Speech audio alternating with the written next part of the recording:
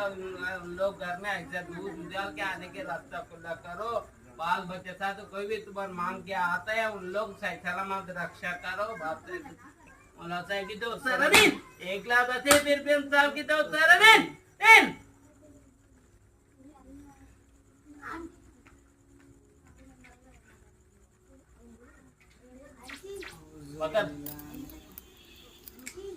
ఐదవ రోజు గుండము వెలిగిస్తున్నాము.